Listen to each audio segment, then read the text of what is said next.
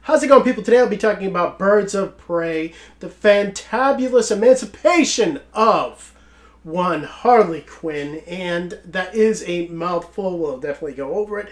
This movie stars Margot Robbie and Ewan McGregor, along with Mary Elizabeth Winstead and a few other people. I remember reviewing Suicide Squad when it was back in the day, and I felt like what really did kind of save that movie for me was Margot Robbie's performance as Harley Quinn, and we definitely do get a Harley Quinn movie here. That is why this movie has that long tag at the end of the movie title here, and that is because this movie largely focuses on Harley Quinn, even though they want to bill it as the first Birds of Prey movie. All of the other Birds of Prey characters definitely get a backseat to Harley here, a major backseat, because this is a Harley Quinn movie. And just from the trailers and the buzz that was going into this movie, I knew that I was going to get a movie that had a lot of momentum, a lot of energy, and a lot of style to it. And I was right.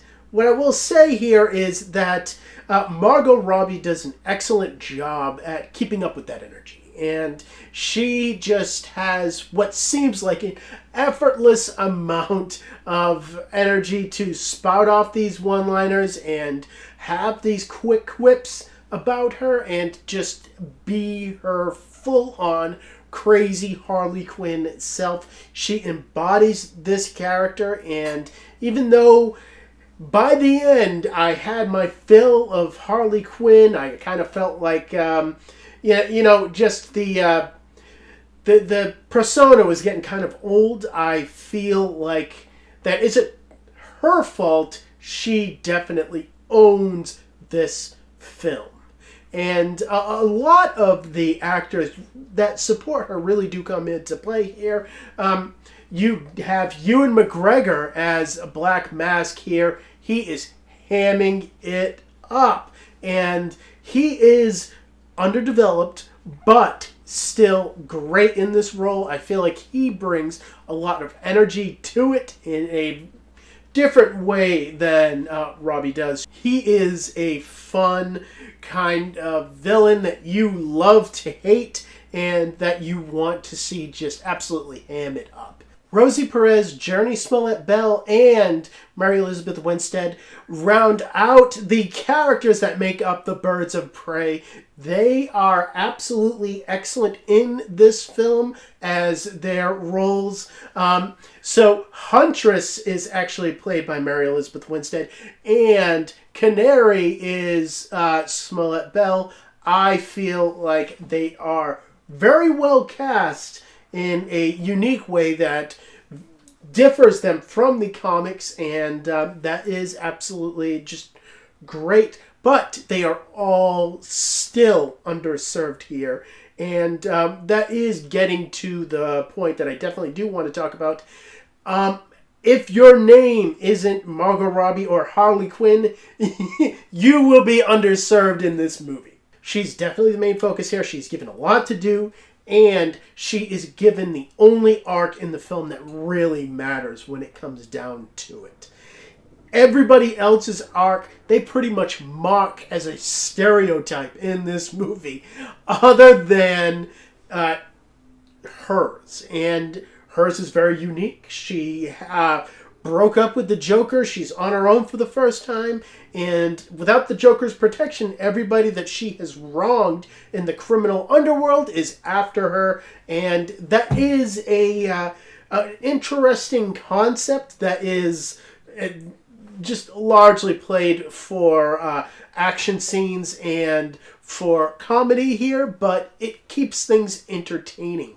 But what I will say is getting to that and getting to the main thrust and the plot of this film, it takes a long time to get through. And I would say that the style of this film gets in the way of the storytelling, and there is some big time over explaining that they do at the first third of this movie that really grinds it to a halt and makes it feel like there is a long first act to get into this second act to get to the point where the meat of the story really takes place and things to really get going and for eventually our birds of prey to form together. You don't get a birds of prey movie here. I feel like the fabulous emancipation of one Harley Quinn should come before Birds of Prey in the title, because this is really a Harley Quinn movie. The style and the storytelling here at the beginning half of the film specifically reminded me of Guy Ritchie, where somebody would be going into a flashback and narrating that flashback, explaining to how you got to a certain point. And that happens again and again and again at the beginning third of this film.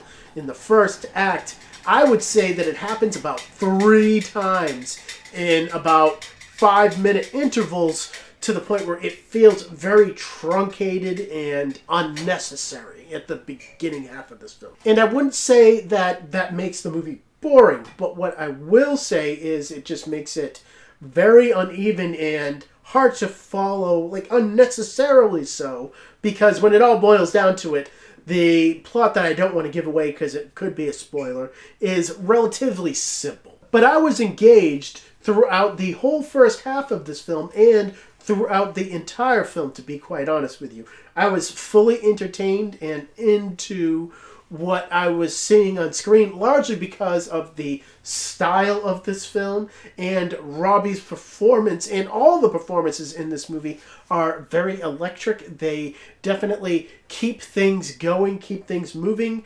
and the whole look of this movie and the color palette, bold colors, I can't wait to see in 4K.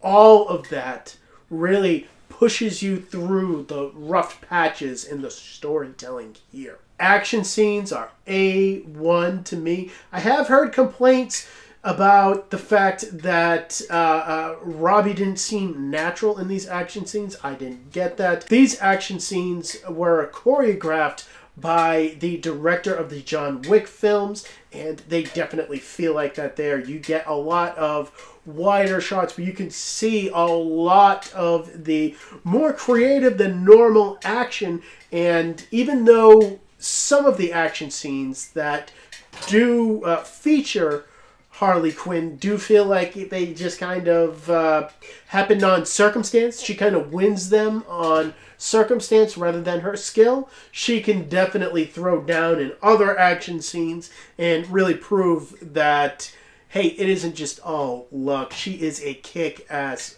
babe herself. There is one action scene where Canary here throws some kicks that spin some dude's head around, and I really liked that one.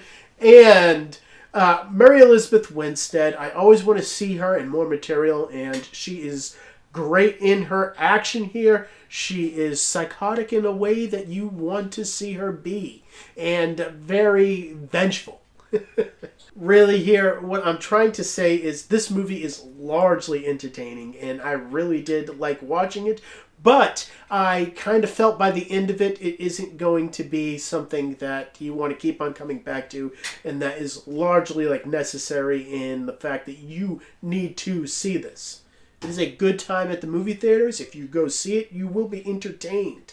But you will leave saying, hey, that was a great film. I don't know if I need to see it again, though. It largely feels like it isn't going to factor into the bigger DC cinematic universe, per se. And for that, I am going to give this a 7 out of 10. So coming up next on the channel, I just got Ford v Ferrari in 4K today. I'm going to watch it tonight, and I'm going to be filming that really damn soon for you guys. And as soon as Shutter Island in 4K comes in, I'll review that for you guys as well. And as always, thank you for watching my videos. You guys are awesome. I don't even say it because you know it. And I will see all of you next time.